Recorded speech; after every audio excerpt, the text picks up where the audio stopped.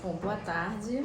Eu sou a professora Ludmila Costa, sou museóloga, sou professora lá da Escola de Museologia da Unirio. Primeiro eu quero agradecer à SNB pelo convite, foi o senhor Osvaldo que me convidou, né? Eu não pude estar aqui agora, mas agradeço o André, Giovanni, todos vocês, não conheço todos por nome, mas agradeço o convite. É a primeira vez que eu faço uma fala no evento, mas eu já acompanhei outros eventos, justamente porque eu ministro, uma das disciplinas que eu ministro na Escola de Museologia é a numismática. Eu não sou numismata, quero deixar isso bem claro. Eu ministro a aula a partir de uma perspectiva museológica. Vou apresentar um pouquinho também rapidamente o percurso lá do curso, né? Por que no curso de museologia da Unirio tem a disciplina de numismática. Na verdade é uma tradição no curso, o nosso curso veio do curso de museus, uma continuidade do curso de museus lá do MHN, da apresentação que vocês viram anteriormente das estagiárias lá do museu. E o Edgar Romero foi o primeiro professor do curso de numismática, que desde o primeiro ano era ministrado, E é interessante, eu estudo também, além de eu ministrar aulas de numismática, e eu não desenvolvo nenhuma pesquisa assim, especificamente com moedas, porque eu também preciso estudar outros acervos, porque na verdade a área que eu ministro é museologia aplicada a acervos, então envolve também indumentária, mobiliário e heráldica, que eu até trato como uma linguagem, que me ajuda muito para a numismática. Se não fosse essas outras disciplinas, eu teria bem mais dificuldade, seria mais trabalhoso para eu fazer algumas investidas, Até colaborei com o Giovanni, foi um prazer de ter trabalhado com ele.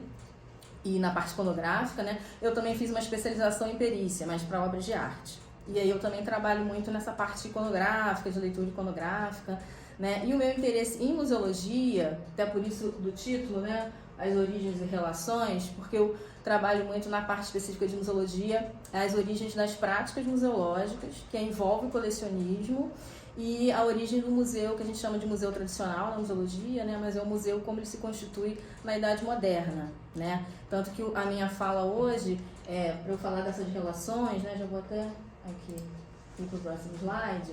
Os slides, eles são só uma orientação da minha fala, Eles vão ilustrar o que eu estou aqui propondo para vocês. Na verdade, é até bacana ser essa mesa, porque a ideia é que seja mesmo uma conversa. Eu vou trazer alguns questionamentos e provocações aí para o meio dos colecionadores, esqueci de falar, agradeço a presença dos meus alunos aí que eu convidei, vários alunos de museologia, obrigado por terem vindo. Tem uma aluna aí que também trabalha com numismática, a Andressa, bacana. Então, eu vou trabalhar nesse contexto dessa relação numismática, museu e colecionismo. Eu vou partir desse momento aí do século XVI, XVII, XVIII, entre esses séculos, que vocês sabem bem que é quando a economia vai ser remonetizada, Então, o mercantilismo, o capitalismo mercantilista vários eventos vão impulsionar a ampliação da cunhagem de moedas, E eu gosto muito de pensar um pouco diferente assim, do olhar de vocês colecionadores.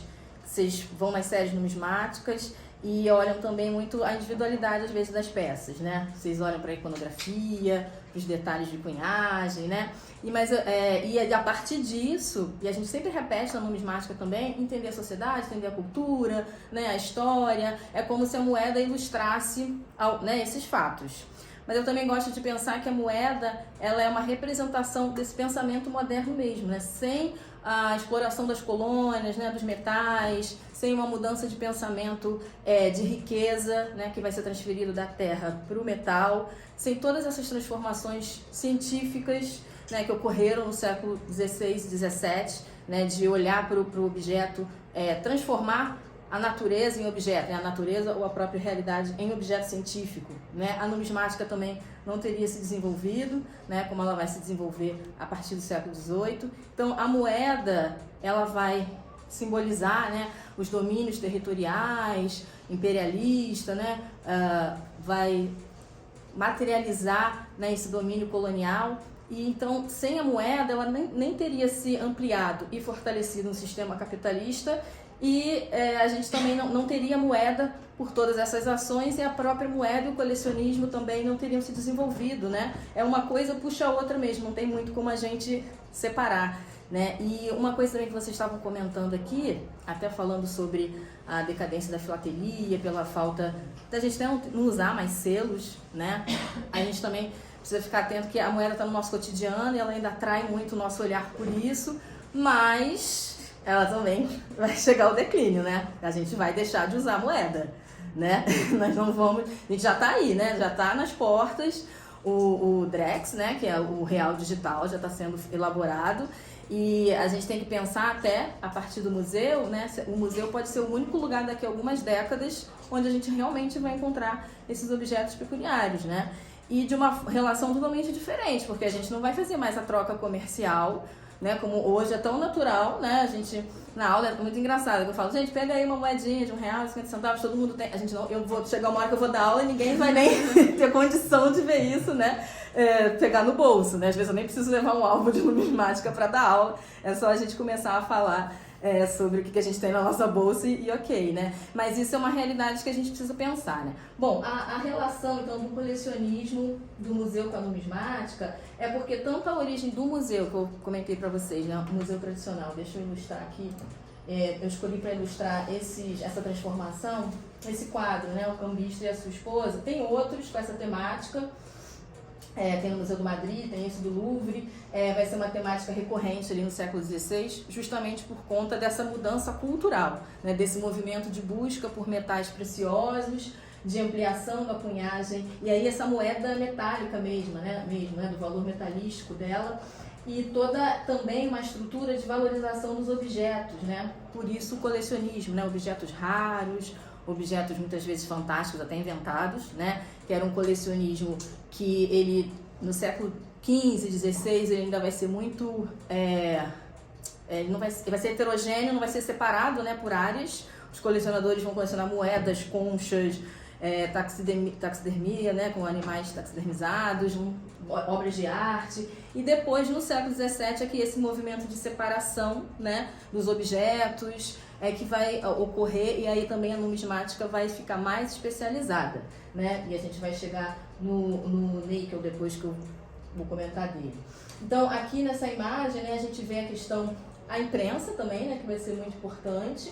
Tem a questão das gravuras também, que a gravura, né, em papel, que também vai ser super importante para esse momento da Idade Moderna, e que os gravadores em metal que vão ser grandes abridores de cunho, né, essa interligação também da arte, né, não é à toa a arte renascentista, a arte clássica, que alguns colecionadores vão escolher os seus objetos por conta, né, dessa característica também, que eu particularmente também gosto mais, porque eu gosto da arte, então eu também valorizo bastante essa parte. Então, né, vidros, né, pérolas, instrumentos óticos, né, tudo isso demonstra essa mudança, né, e impulsiona o colecionismo. O colecionismo, nesse período que a gente chama, né, dos gabinetes de curiosidades, essas viagens ultramarinas, né, essa ânsia por descobrir, por explorar, vai alimentar o colecionismo, né, e essa exploração e extração de riqueza, né, exploração de outros povos, vai alimentar a economia, o colecionismo e ampliar a cunhagem de moedas. Já está tudo isso ligado. Então as moedas não se fortaleceriam sem essa lógica, né, colonialista. Então, por isso que eu considero ela uma marca da modernidade fundamental, né, e que hoje talvez essa mudança que a gente está passando na sociedade, né, que está sendo drástica, o fato dela deixar talvez ser cunhada também mostra uma grande transformação, né, que a gente está passando. Bom, aqui só para ilustrar a ideia do museu, por conta dessas coleções eu comentei com vocês, que são, elas, né, tinham outro sentido, apesar do sentido do estudo, né? A gente não pode chamar de pesquisa, porque aí o método científico vai estar sendo desenvolvido, né, a partir dali, final do 16 também, 17, mas vai começar justamente dentro também dessas coleções, né? Essas coleções vão impulsionar que esses estudiosos, que eram eruditos, né, o Peter Burke chama de polímata, né, que os numismatas, os colecionadores são meio assim, né, estudam história, arte, vários assuntos, né, o polímata ele vai se interessar por vários assuntos, né, e vai colaborar muitas vezes para vários assuntos, né, então era muito comum no século XVI e XVII, o perfil de estudioso era esse, né, a pessoa dominava vários assuntos, escrevia vários livros, né. E os museus, e a gente considera o Ashmolean Museum o primeiro museu moderno pela característica de as coleções que vão para esse espaço, né, ligado à Universidade de Oxford, elas vão deixar de ser esse reduto só da erudição para abrir para um público maior. Claro que ainda esse público, né, de pessoas ricas, instruídas, mas bem mais amplo do que tinha até ali, que era só mesmo quem estudava, quem era especialista para olhar cada um daqueles assuntos de acordo com aqueles objetos, né? Então ele vai começar a abrir as portas, depois do 18 isso também vai ser ampliado, a Galeria Uffizi, por mais que o final do 18, né, o Louvre, o British Museum.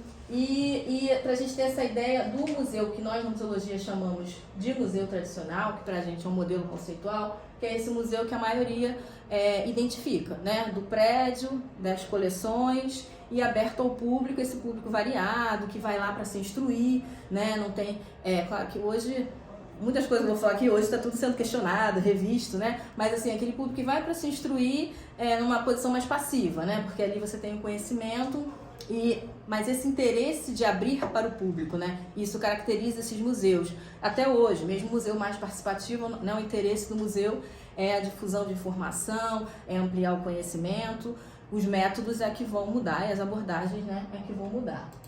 E aí o Eichelhaus, né, que vai ser considerado, eu lendo nesse texto desse numismata português, Ferreira, esqueci o prenome dele agora, ele está nas referências no finalzinho, ele fez uma biografia em homenagem, né, falando sobre o método, né, como que a numismática no século XVIII, a partir do Eichelhaus, vai se tornar uma metodologia e uma ciência, né, porque até então, mas como tudo, né, ela vai seguir o mesmo curso de outras ciências, a botânica, a zoologia, né, várias ciências que vão se especializando no século XVIII, né, vão sair desse ambiente da polimatia, né, uma pessoa estudava tudo e vai ir para o ramo da especialidade. E a numismática vai ser a mesma coisa, né? E aí quando as meninas, a Vitória falou, que veio a coleção da Biblioteca Nacional e está organizado da mesma forma, não é por praticidade, é porque o método do Haeckel é um método que até hoje é aplicado, de separar geograficamente, cronologicamente, né, que os numismatas seguem, né, separar pelos governos, então não se mexe. Nesse ponto a numismática é bem tradicional, né, de não se mexer nessa forma de tratamento, né, uma metodologia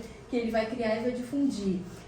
Eu também vejo que a estrutura da seção de numismática do MHN, ser quase um museu dentro do museu, né? É a estrutura dos gabinetes, né, numismáticos. Todos os outros museus europeus, você tem o gabinete numismático. Ela é muito separada, assim, né?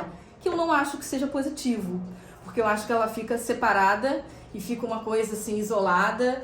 Eu acho que, né Paula?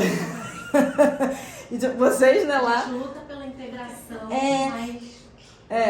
eu acho até importante isso, porque eu acho a numismática interessantíssima, né? Mas eu acho ela muito isolada. E como esse evento aqui tem muito esse objetivo, né, de divulgar, de propagar, acho que vocês devem pensar nisso também, como que mudar a linguagem no museu, evidentemente que é a melhor mídia para isso, né? Às vezes eu vejo, consultam, né, a seção de numismática para pegar alguns exemplares para alguma exposição e ela acaba sendo ilustrativa, né? Ela não recebe esse destaque, né, na exposição como um objeto com tantas questões ali que ela pode suscitar. Ela vem assim, aí o Dom Pedro, né, primeiro se tornou imperador, tá aqui, né, né, fica ali ilustrada com vários objetos, né. Outra coisa também que me chama a atenção é que geralmente historiadores que estudam a antiguidade, que trabalham com numismática, até vocês podem me corrigir, mas geralmente eu vejo palestras, é sempre um historiador que trabalha com antiguidade romana, antiguidade tardia. Não vejo ninguém falando da República Brasileira e trabalhar com as séries numismáticas da República. Até se tiver, depois vocês me apresentem. Eu não vejo, né? Você trabalhar a história, o discurso histórico, o Brasil, por exemplo, o Getúlio, né? Que um ditador que ficou tanto tempo e ele, né, cunha a efígie dele usando essa mesma linguagem iconográfica. Nunca vi nenhum trabalho. Uma palestra do Milton sobre a Luiz de Magalhães. Já é um negócio mais recente. Não, eu vi do ano passado. A palestra dele eu achei super interessante. Mas, assim, historiadores também não trabalham, né? Sim. A não ser os que trabalham com antiguidade, parece que é uma coisa antiga, ligada à arqueologia e história antiga. E não é, né? Ela tá aí até hoje. E, né, eu sinto falta disso também. Mas eu ia falar do Haeckel. Do Haeckel essa questão, ele vai, né, dar essa metodologia. E outra ligação que ele tem com os museus é que ele traz essa metodologia para os gabinetes numismáticos que vão ser inseridos em museus, né? No caso dele, ele trabalhou com todas as coleções que hoje compõem o gabinete numismático do Museu de Viena. né? E ele foi um conservador, né? Aí, para os museólogos, ele está na gênese do trabalho do museólogo, né? Que eram esses vários conservadores, podiam trabalhar só com pintura, ou enfim, né? Mas ele trabalhava só com a numismática, e ele está na gênese dessa prática museológica, porque o século XVIII também é o século da museografia, né? Quando a museografia vão ter tratados sobre isso para organizar essas coleções de diferentes tipologias, né? Então, pensando que a gente tem que conservar ela, classificar esses objetos para exibir, né? A essa questão da exibição como fonte de conhecimento, né? Bom, e aqui essa é uma ilustração que eu preparei, mais para a gente fazer reflexões aí, e que essa questão da proposta da gente pensar, né, ali uma ideia de não só as séries monetárias, mas as próprias coleções numismáticas, né, as instituições, né, os museus sobretudo, mas também as bibliotecas, porque até hoje, né, tem bibliotecas que preservam.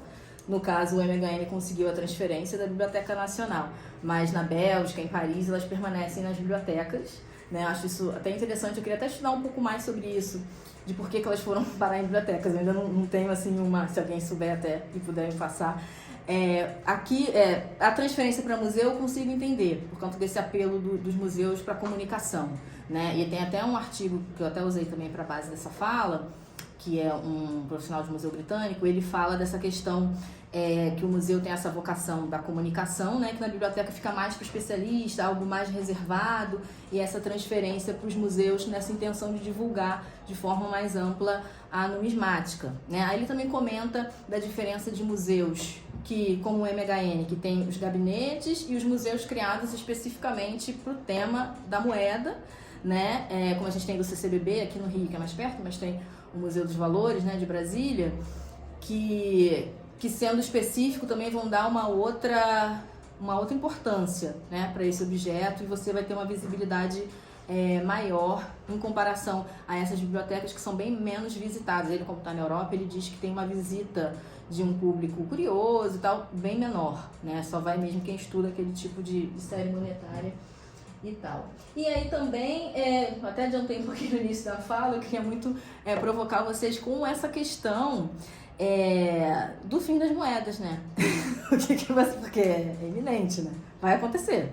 Né? Eu estava até falando com ali o pai da Andresa, que até porque o Brasil tem uma característica de não valorizar a numismática, né? A gente não tem séries, o Banco Central, né, não tem interesse na emissão de séries comemorativas, que é algo que estimula o interesse, né? A percepção das pessoas para esse objeto, que é cotidiano, é tão banal assim, né?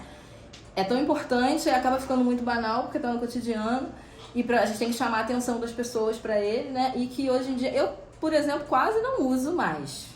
Muito raro. Só se eu precisar ir num lugar que tem que ser em dinheiro, que aí eu vou lá e saco. E eu até reparei, ano passado, que esse ano eu já quase não usei, que as cédulas estavam mais desgastadas do que um tempo atrás. Parece que eles não estavam renovando, né? Eu não sei quem usa mais dinheiro, porque eu uso tão pouco que eu não sei. Eu tive essa impressão de últimos saques que eu fiz, que as cédulas não estavam sendo renovadas. Isso também mostra um relaxo, né, com as séries, né, monetárias. E da gente entender que a moeda, ela é um instrumento político, né?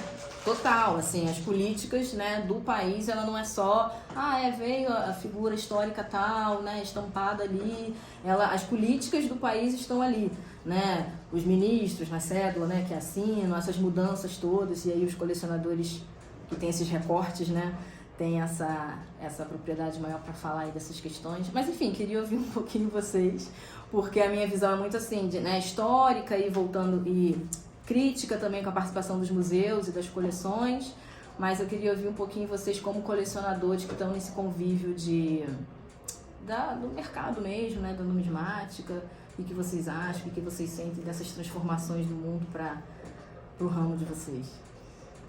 Olha, eu posso falar por mim, a minha área de pesquisa é mais a antiguidade clássica, né? Eu trabalho sobre moedas romanas, com moedas da região da Judéia.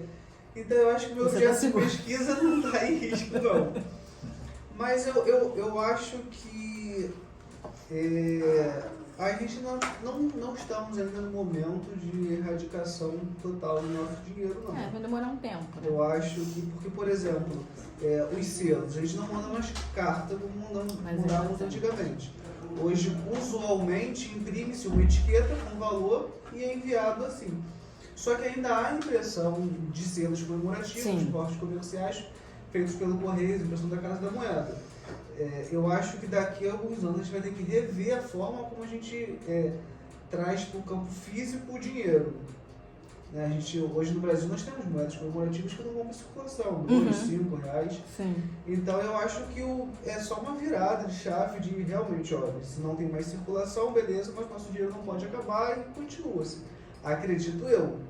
Mas eu acho que só cenas dos próximos capítulos mesmo para a gente entender o que vai acontecer.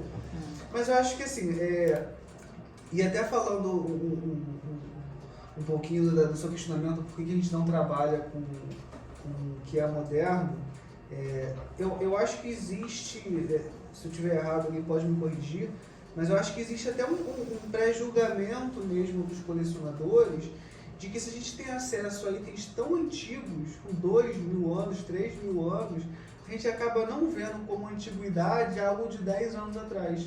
Né? Sendo que eu tenho uma filha de 3 anos, ela ainda não tem muita noção de economia, mas se você colocar para um adolescente de 15 anos, 14 anos, não sabe o que é um disquete, não sabe o que é apagar um DVD RW, a tecnologia que era poder apagar um DVD. Sim. Sabe, eu jogava no LP, 95, né? 6 disquetes no jogo. Hoje a gente manda pro celular uma velocidade incrível.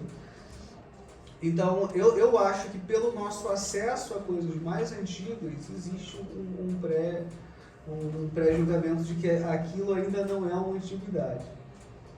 Outro ponto também, eu acho que é por causa da baixa valorização no mercado numismático dessas peças.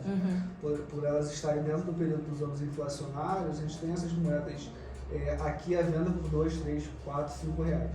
E a gente pega uma moeda romana que vale 1 milhão de reais. Então o valor, mesmo que a gente não tenha acesso economicamente a essa questão, eu acho que o valor daquela peça ainda dá um vislumbre dos colecionadores. Eu não posso ter, mas eu vou estudar. Então eu acho que são esses 2 pontos. Eu acho que a pesquisa numismática não vai ser afetada. Mas você acha que esse encantamento também com a antiguidade não tem a ver com o próprio método? Que o Eichel, ele baseou tudo em Roma, né? Porque havia esse encantamento, né? Desde o Renascimento, né? Com a cultura greco-romana, principalmente com a romana, ainda mais na política, né? As políticas, vários países seguiram, né? Estratégias de Roma. Você não acha também que é um resquício, tipo uma tradição do próprio método, né? Vocês seguem, assim, também essa... E fica, né? Porque aprende, você entra naquela... E as outras, as mais contemporâneas, acabam repetindo padrões, né? Da efígie, né? Tipo, toda a distribuição, ela é muito tradicional, né? Você não tem mudança, assim, né? De elementos, né? Só mesmo o principal, né? Às vezes, assim, claro, o presidente dos anos 40, dos anos 50, e tem, às vezes, muda a roupa, né? A legenda, mas toda a estrutura é a mesma, né? Eu acho isso muito interessante dessa tradição, né? De você... É um código que você consegue, né? Realmente, quando você aprende a aplicar. Eu acho que Roma, a numismática clássica como um todo, acaba tendo um status um pouquinho maior de importância, porque nós colecionadores, a gente pensa sempre no começo da coleção e no fim da coleção, porque a gente sabe que não tem como ter todas as moedas do mundo. E a numismática romana, ela conta a história da evolução do nosso dinheiro, conta a história da evolução da nossa sociedade, conta a história da evolução da nossa produção do dinheiro. Ele é realmente o início de uma coleção monetária. Então eu acho que o vislumbre, principalmente pela idade, porque é algo acessível, nós temos moedas romanas aí no mercado por 60, 70 reais, com 1.700, 1.800, 1.900 anos, mas ainda por ser realmente conversar com o início da nossa história conhecida, digamos assim. O início do conceito de sociedade que a gente minimamente vive. Sim. Então, eu acho que é mais por essa ideia de início mesmo. Na minha visão também tem uma coisa que a numismática clássica traz um pouco mais, que é o aspecto artístico, né? Além do utilitário, que isso traz um interesse também. Falando de forma mais geral, eu acho que a numismática ela tem uma relação meio conturbada com o colecionismo, né? O colecionismo, ao mesmo tempo que ele fomenta, ele também direciona um foco que às vezes está muito mais associado ao que é comum de você encontrar para colecionar ou não. Por exemplo, se você publicar um artigo sobre as moedas do real, talvez esse artigo tenha menos destaque do que se você publicar um artigo sobre os 960 réis. Isso direciona os interesses de pesquisa, né? A gente escreve para ser lido também, não é só para... Tem um caráter meio não é egoísmo, é a palavra, né? Nesse sentido de visibilidade, de visibilidade, querer ser... dentro do colecionismo uma coisa da comunidade. E você ser escutado está dentro disso da comunidade também. E que se você pesquisa um nicho, muitas vezes você não vai ser escutado, não vai ter destaque e tal. E na academia também é assim, né? Tem os temas das ondas. É que os de vocês duram mais tempo, né? Os de vocês. A Roma clássica tá aí há séculos, né? E outra coisa que acaba sendo mais fixa dentro da numismática, do colecionismo, por assim dizer, é que acaba que a pesquisa numismática é muito técnica, né? Muitas vezes a gente se prende ao material e não consegue conectar com toda essa parte, até mesmo histórica, às vezes, de conseguir contextualizar e tal, ou falar, por exemplo, da parte artística, ou da parte, até mesmo, assim, por mais que a técnica seja trazida, a gente não entra na parte produtiva necessariamente e falar sobre os processos produtivos, sobre a estrutura de funcionamento da Casa da Moeda e outras instituições. Então, assim, para mim falta muito pra gente expandir, mas é meio que, eu acho que essas são algumas das explicações, né, de por que é assim, pelo menos. É um processo muito maior de construção de catálogo, né, do que... Sim. A literatura nossa é o quê? São catálogos, assim, com muitas vezes preços e informações, falta... Quando eu comecei a estudar, eu fui atrás, eu falei, gente, mas só tem descrição aqui de como é o objeto, eu quero entender mais, né, como é que foi cunhado e tal. Esse evento é legal por causa disso, né, inclui os colecionadores, acadêmicos, como a gente dizer e tal. Pensando pelo ponto de vista do museu, sobre o que você falou, a gente recebe muitos colecionadores e muitos acadêmicos. A gente vê, como o Giovanni falou, o foco da pesquisa é diferente, isso é claro, né, todo mundo sabe. E dos acadêmicos, a gente realmente recebe um grupo muito grande que estuda antiguidade. A gente tem um professor aqui que eu sei que usa em sala de aula moedas brasileiras, no Primeira República, ou República Velha, né? E que é da UFRJ, mas realmente é muito difícil. Geralmente os acadêmicos que estudam moedas brasileiras, eles estão ali para produzir alguma coisa, algum artigo, algum trabalho para eles, mas eles não usam em sala de aula, né? Bem diferente. Acho que uma outra coisa também é que a numismática, ela tá meio que entre esses dois lados, né? Do colecionismo, da história, da museologia, né? Vários lados, né? Vários lados, né? E cada um vai meio que puxando o seu lado de pesquisa, né? Dentro da museologia, por exemplo, a pesquisa é orientada pelo museu, claro. Então, você também vai estudar o que tem no museu, que está sendo valorizado dentro do museu, que muitas vezes é formado por quê? Por exemplo, pelo que veio da Biblioteca Nacional, uma coleção principalmente de moedas clássicas.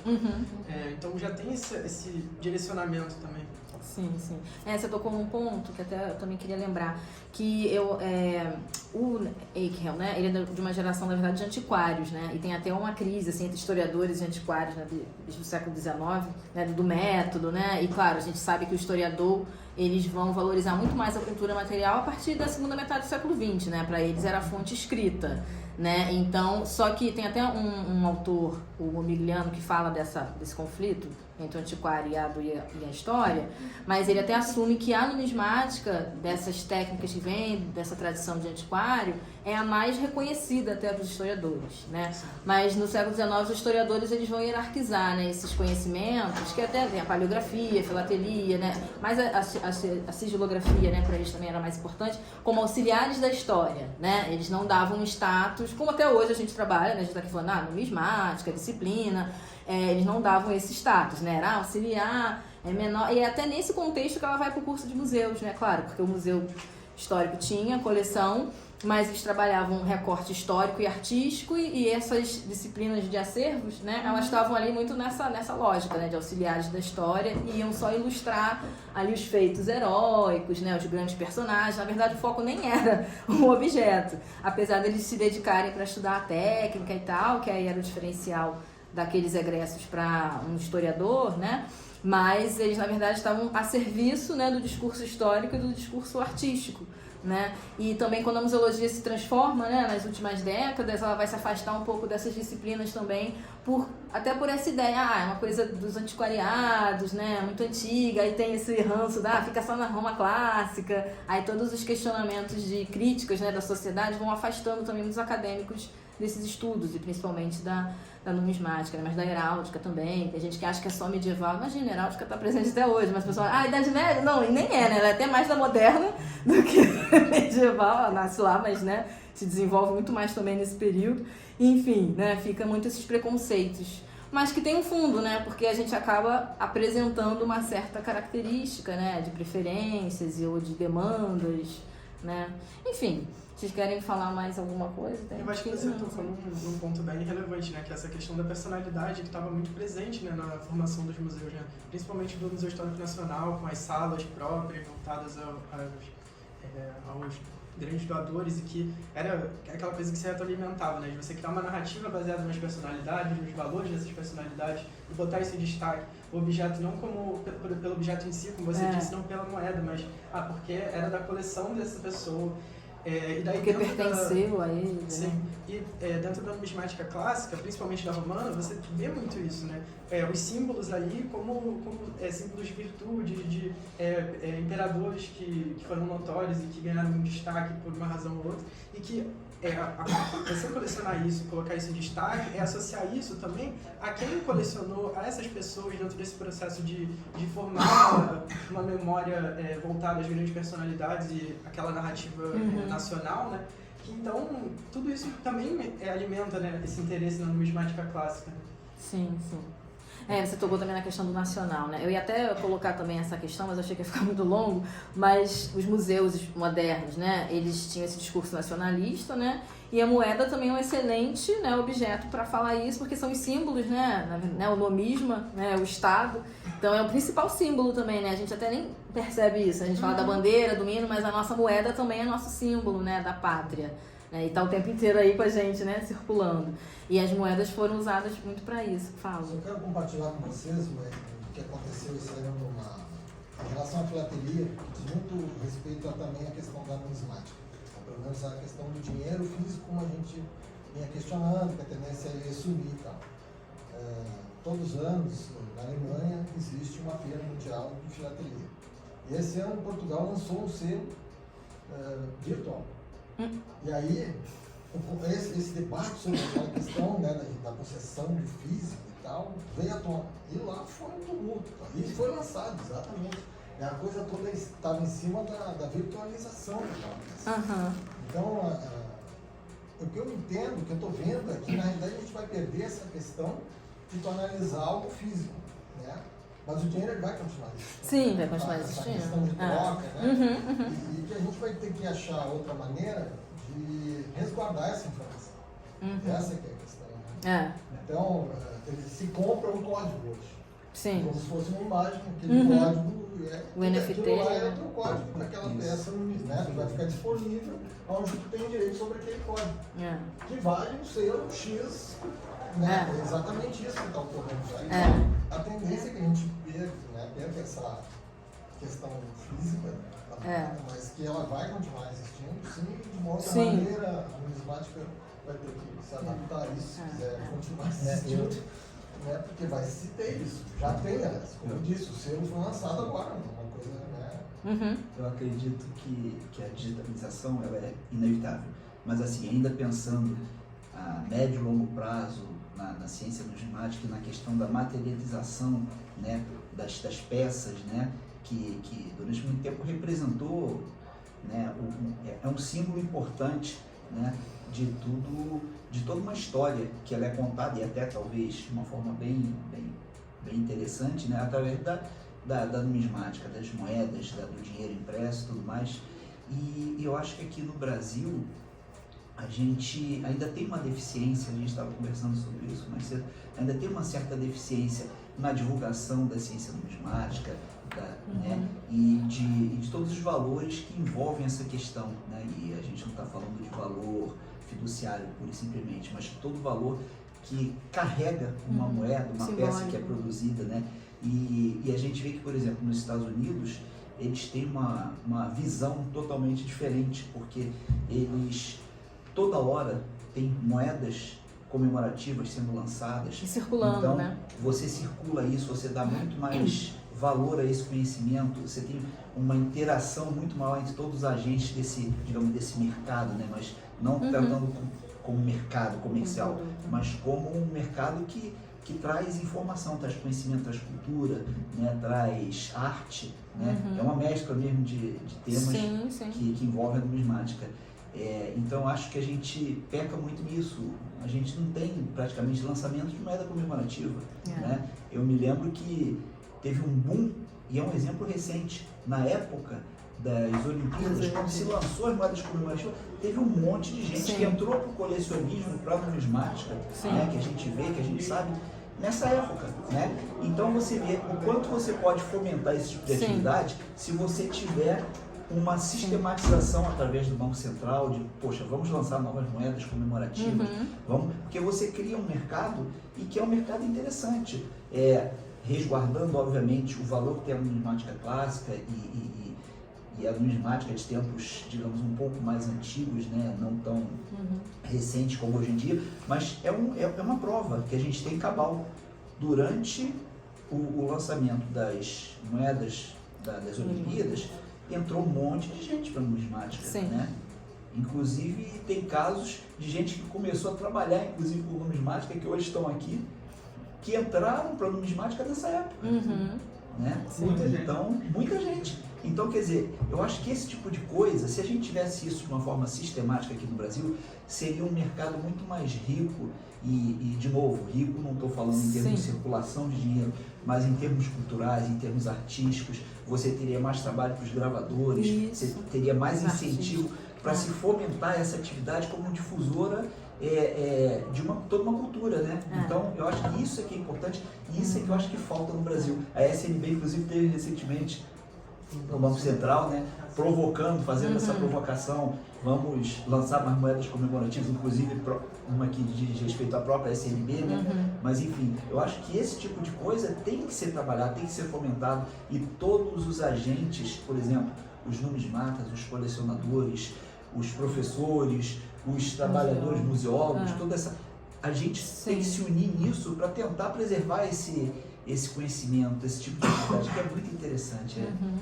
É fantástico isso. Um dado importante, né, complementando essa situação de falta de incentivo, falta de divulgação, a gente faz alguns trabalhos aqui no estado do Rio de Janeiro e geralmente quando a gente conversa com as pessoas que estão fora do meio numismático e existe moeda de R$20, as pessoas desacreditam e ficam, não, é impossível.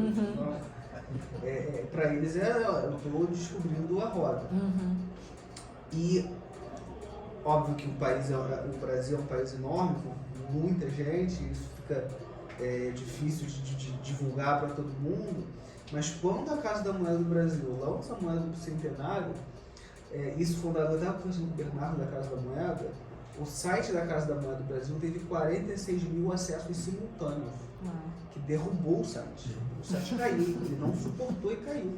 As vendas tiveram que ser interrompidas e aquilo teve que ser revisto. A Casa da Moeda lançou um site novo por causa dessa moeda. E em contrapartida, hoje a Sociedade Numismática tem 800 membros ativos. Cadê esses outros 45 mil que não estão aqui podendo fazer a diferença, sabe? Então a gente tem, sim, uma falta de interesse do Banco Central em lançar moedas comemorativas.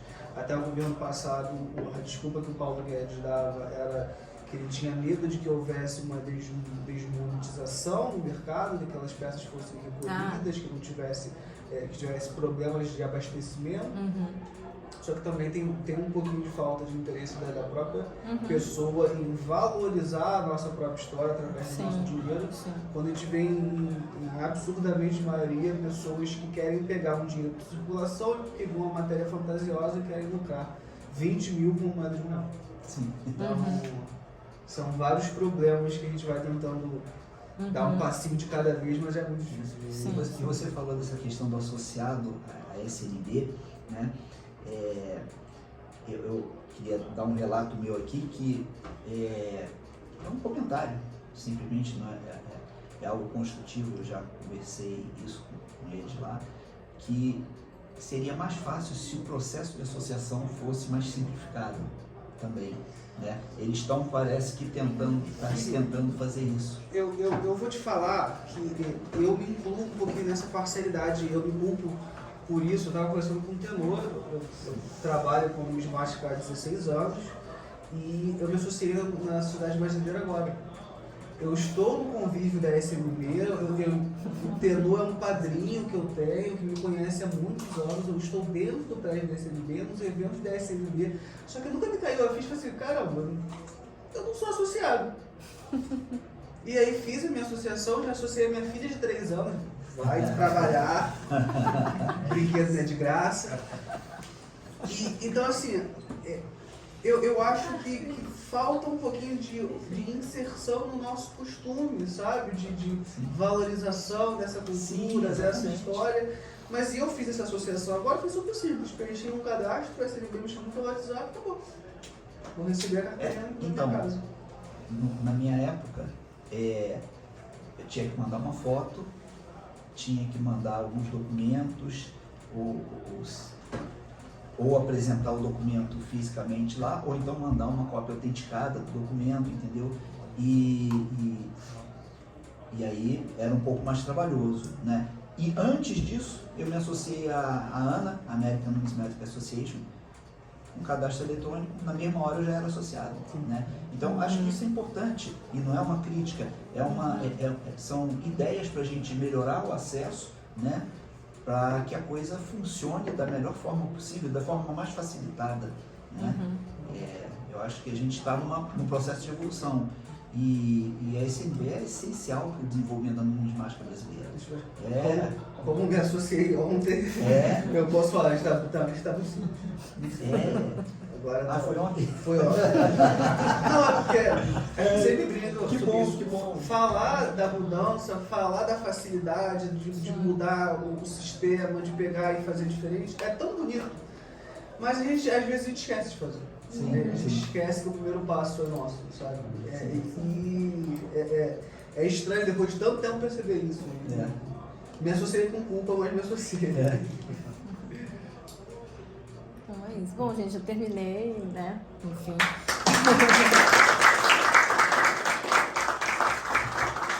Agradeço mais uma vez. E é isso aí, meu contato, se alguém quiser, o André faz contato comigo, o Giovanna, quem mais quiser aí. Vamos lá. Obrigada aos alunos aí pela presença. A gente que agradece.